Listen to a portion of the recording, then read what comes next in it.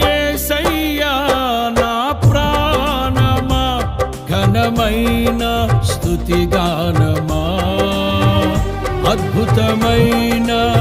నీ ఆదరణే, ఆశ్రయమైన నీ సంరక్షణయే నన్ను